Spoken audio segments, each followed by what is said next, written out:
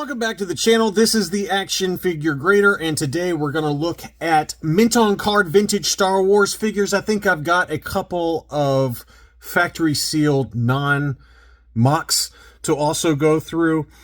And for some of these early card backs, I again did pull up the Hake's closed auction data so we can compare the recent prices versus historical prices over at Hake's. So hopefully you find this information helpful as you guys navigate the current market, trying to add to your collection. Thanks as always for watching, and please do leave me a like if you enjoy my content, as it does help out with the YouTube algorithms. All right, so let's take a look. The first one is a 12-back A Obi-Wan Kenobi punched example that sold at auction, and this one was an AFA 80 single score, no subscores, and it sold for $23.08. And the interesting thing is that I really couldn't find any other 12-back A's with the white-haired Ben Kenobi inside on Hake's closed data. So the closest one I could find was this 12-back A unpunched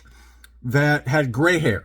And I guess the gray hair is more common because there were 4 or 5 other transactions that I found that varied anywhere from about $1,800 to $2,800. So this one was an AFA 80, and it was depending on the grade as well. This one was an AFA 80, so that's why I included it. Straight 80s for the sub score, and that one closed for $25.96. That was in November of 2021. So that's a little bit old data, but that was kind of the closest direct comparable I could find. So I just found that kind of interesting that there were no white-haired 12-back A's that have ever closed that I could find on Hake's. Maybe I missed one, but I didn't see it anywhere. So that's an interesting kind of data point for those that are looking for certain variations of certain characters. Here was an interesting sale, and the interesting thing is that this was actually originally purchased on Hake's. I did find that data point. So this, and it's gonna shock you how different the price was.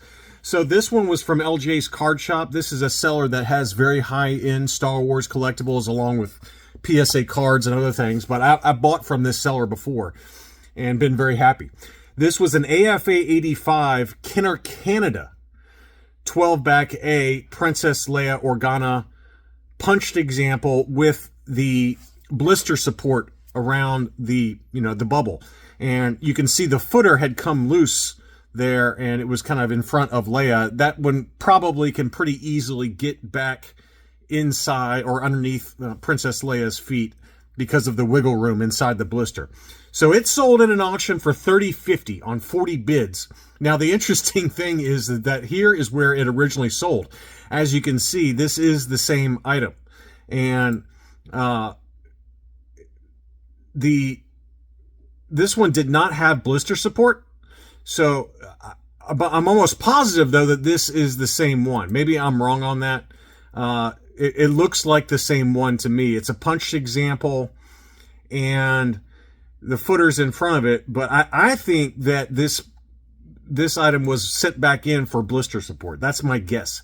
85, 90, 85. And the sub scores, well, maybe it's not. This is 85, 85, 85. So maybe the blister score got lowered slightly by being sent back in, or it's just a common defect of the Kenner Canada version of the Leia. See, now I think I'm wrong there, because you can see here she's got some scuffing, and it should be pretty easy for us to tell whether it's the same one. And you can see some paint splotches on her arm there. And this one, it looks like she might have the same paint splotches. Let's take a look. Yeah, so it's got the same paint splotches on her arm. So it is the same one, but somebody had sent it back in for regrading with AFA and added blister support. And you can see, obviously, the footer is the same there where it's in front of her. So I do find that interesting that one of the subscores dropped from a 90. The blister score dropped from a 90 to an 85. But look at the price difference. This one closed in March of 2022 for $6,230. $6,230. And then it was obviously re-encased, and it resold for less than half that price. So I think that this was a great deal for whoever bought this one. But that is crazy to see the drop in price for this particular item. Wow, what an incredible price drop. Next up, a 12-back A made in Taiwan R2-D2 AFA 75 unpunched example. That one sold for $1259.56. And the closest I could find was an AFA 75 punched example. So again, this one was unpunched. This one was punched and sold for $1129 in November of 2023. So fairly recent data, but you know, and it sold for slightly more, even though it was unpunched versus punched. So $1129 versus $1259. So only $130 more, about a year and a half. Well, let's call it, you know, a year and 2 months later. So not a big price difference, even though you've gone from punched to unpunched. Pretty wild to see that as well. So the last one where I got some Hake's data, this was a 12B Darth Vader AFA 85, straight 85s for the sub scores, punched example. That one sold for $24.48. And then we had this one that was also a punched example, AFA 85, that closed March of 2022 for $53.10. $53.10. So this one dropped by quite a bit. Now, in all fairness, this seller was Corral Electronics memory cards. So I don't know if it's a legit sale or not. You know, sometimes these weird accounts show up with items at auction with free shipping. This one had free shipping. So I don't know if this is a legit sale or not. Okay, so keep that in mind. But I did want to show, at least in an auction, if it was a legit sale, $24.48 versus $53.10. I'm going to chalk this one up to buyers being hesitant to buying this because you don't know if it's a legit seller or not. Whereas these others, I think they are legit sales. Obviously, Gold Star Tech has got a reputation at this point for being a legit seller. LJ's Card Shop certainly has a good reputation, as they should. I mean, 28,700 sales with 100% positive feedback. This is one I don't know particularly, but 725 transactions with 100% positive feedback and a number of other Star Wars items that were listed. So just take that for what you will. But usually my radar goes up when it's somebody that doesn't sell Star Wars items, has a super hot, high-end, very high-grade collectible, and they have free shipping. Okay, so again, I'm not picking on this seller if they are legit, but those are the kind of things that raise my radar. Also, you know, it's got some, let's check out the feedback on this one. See all feedback. Filter for negative. And, you know, these are the kind of things I do. You know, only two negative feedbacks that were for memory cards. So, again, those kind of things, it just makes me a little concerned that it's not a legit seller. The feedback does look legit, in all fairness there. So, you know, it could just be someone that has never done Star Wars before, maybe personal collection type items, and they were deciding to divest their sale, you know, their collectibles. But it just, I think maybe, you know, if you're a frequent buyer on eBay and you know the types of accounts that usually have Star Wars accounts, at least that's what I do. I tend to kind of shy away when it's somebody that has never sold Star Wars stuff before and you have a really, really big item. So I know I'm kind of talking too much about these early sales, but those are just some of the things that go through my mind anyway when I see something like that. And so that could have played a factor in the final sales price is what I'm trying to say. But I just wanted to at least point out that price difference. So it's pretty wild. Some other items, we had an ungraded 21-back punched Death Star droid. That one sold for $385. I thought that was a pretty good deal. I didn't see much wrong with it. There was a faint crease on the right-hand side, obviously punched with the price sticker, but overall a pretty decent example, probably a 75 or 75 plus most likely. $385 is a pretty good deal. We've got some 12-inch figures, factory sealed. This one sold for $178.50. This was the C-3PO. Again, not in the greatest condition, but it was factory sealed, so I thought I'd show it. And this is also a seller that I bought from in the past. Here was a AFA 80 factory sealed 12-inch Luke Skywalker. That one sold for $775. I thought that was a great deal. I mean, we've seen some recent sales for the 12-inch Luke factory sealed, AFA graded, and I think it was an AFA 80 or 80 plus that sold for $100 or $200 higher than this number. So that was a good deal there. Some 21 back transition cards that sold at auction. This is the C-3PO. That was in really good shape. You know, just one little issue there from where they tried to peel off the sticker, but no litho damage that I can see. That one could be litho damage on the right-hand side of that price sticker, but I think it looks to me like, anyway, it's the price sticker and not to the card. But that one sold for $536. They also had the R2-D2 in similar condition, although this one appears to be unpunched. That one, well, let's see if it's unpunched or not. It's hard to tell from those photos. No, it was a punched example. So punched example, faint crease on the back of the card there. $625 though. R2-D2 on this card back is a little tougher to find, has been my experience. Here was another 21 back. This was an AFA 75 for Boba Fett, very light yellowing to the blister. Punched example again. That one sold for $3,100. And so begins a few other Boba Fett mocks that sold here recently. We had a... well, we're going to get back to them in a second, but this is a 31 back B Stormtrooper, AFA 70. So not the highest grade.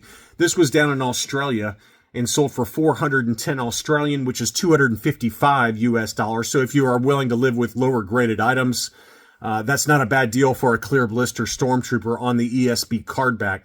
Higher grade ESB card backs, no matter what card back it is, they do tend to be very expensive for whatever reason.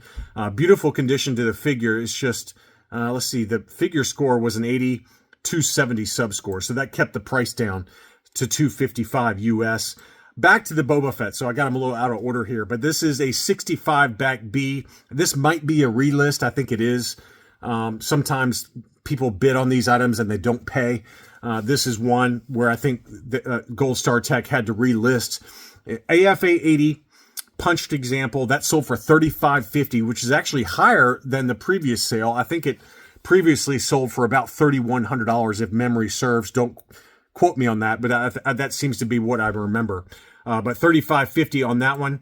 And then we had a Toy Tony Palatoy Boba Fett 45 back C. So obviously this was assembled after the fact. It's not gradable, although some did pass muster with UKG and AFA before they caught on to the ruse that this Toy Tony guy was doing. So somebody sent this or brought this to a convention because they knew it's not a legit example and had it signed by Jeremy Bullock at the bottom there. Pretty cool. Really nice signature there. Gold signature in the flames. That looks really nice. That would be a nice display piece. And it still sold for $1,400, even though it's not a gradable item. And, you know, I've seen some ungraded Palatoy Toy Tony Boba Fett's go for this price or higher. So I thought that was a very fair deal for what it was. Next up, we got to talk about the Revenge of the Jedi proof card for Princess Leia. It was an AFA 85. I had this in a what to buy video a couple weeks back, and I said, I think it's worth about $3,000. I said, maybe it doesn't get to 3,000. Maybe it stays in the twos. And this is a trusted seller. This is a seller that I see regularly sell Star Wars items. I cannot believe it went this cheap at $25.50. I mean, you know, if you factor in taxes and things like that, you're talking, for me anyway, you're talking about $28 to $28.50, somewhere in that ballpark for this item, which is still a really good deal. That's a very, very good deal for one of the first 12 figures, especially Princess Leia, though, on a Return of the Jedi card back. I just think that there's something really nice about this because even the retail release Princess Leia first 12s on Return of the Jedi card backs, they're very pricey. They typically go in high grade for this price or more. And I mean, to get the Revenge of the Jedi proof card for this number is, in my mind, a bargain of a deal. That's a price I'd pay in a heartbeat. And Revenge of the Jedi proof cards have come down in price. We've seen some exceptions, obviously. there was the LCG auction for the proof cards that were high grade. The AFA 85 Luke Bespin went for sub $2,000. The A85 Plus Dengar proof card went for $3,500. So that was an outlier. But the Luke Bespin, an AFA 85 for I think it was $1,800 after the buyer's premium. I mean, that's a great deal, great deal. So I do think if you're strategic and you're looking to add Revenge of the Jedi proof cards in high grade, now's a good time to be looking. They've really come back down in price on a lot of them. And obviously there are exceptions like the Dengar and maybe like some of the few that we saw in the Jeff Jacob collection.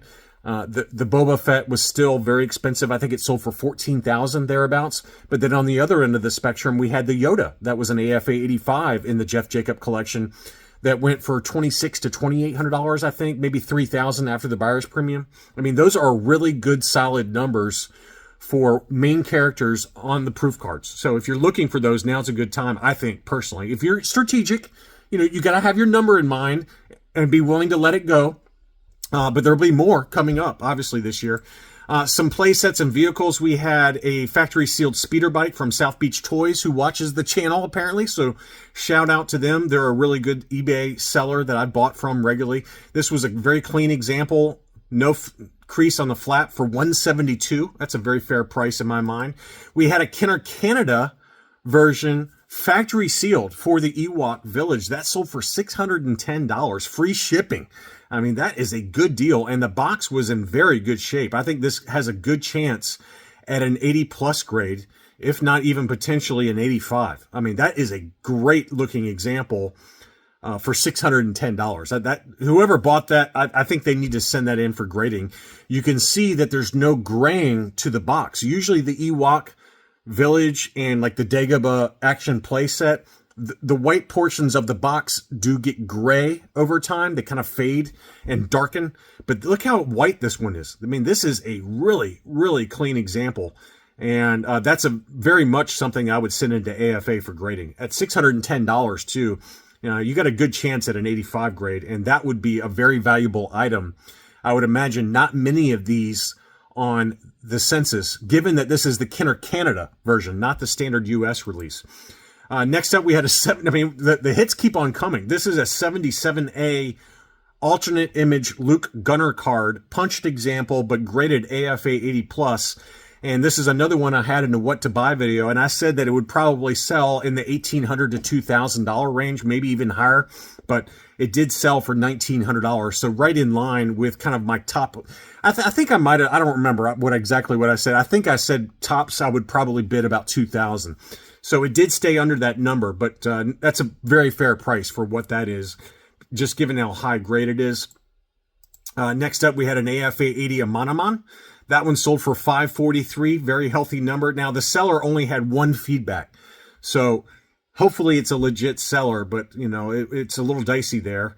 It did have 100% positive feedback, but it's only one feedback, so you're taking a little bit of a risk there that it's a legit seller. Next up, some beautiful tri-logos to round things out. I think these are all tri-logos that I've got to finish things out. From a seller over in the UK, this was an AFA 85 unpunched tri-logo Darth Vader that sold for $1,039 US dollars, 835 pounds. Same seller also had an AFA 80 unpunched R5D4. I thought that was a great deal at $544. Or 437 pounds, because we've had some here in the U.S. I know that CIB had one that was also an AFA 80 that sold for over $800. There was an AFA 85 that I think sold, don't quote me on this number, but it was massive. It was like $1,700 or $1,800 if memory serves. So this is a very fair price for what it was. I think you got a great deal on that one. And then finally, was a UKG 80% R2-D2 pop-up lightsaber. Not a miscard or anything like that. I mean, I've got the miscard where it's got the sensor scope inside. Maybe because I already have it, But I would rather have this. This is a little bit more desirable because you do have the R2-D2 pop-up lightsaber inside. And it was unpunched. It did have the 1 pound 59 pence sticker on there, but it was a UKG 80 and it looked every bit of one. And it sold for 770 pounds, which is 958 US dollars. To me, that's a perplexing sale. I feel like that number is way low, just given what a loose complete R2-D2 pop-up saber can sell for, or a loose graded. I mean, we've seen loose graded examples go for more than this number. So for a mint on card, high grade like that, I'm really shocked it didn't go for 12 to 1300 US dollars. That's a really, really low number in my opinion. So great deal, whoever got that one. Anyway, I hope you enjoyed this look at recent sales for vintage mint on card Star Wars action figures. Thank you as always for watching, and I'll be back soon.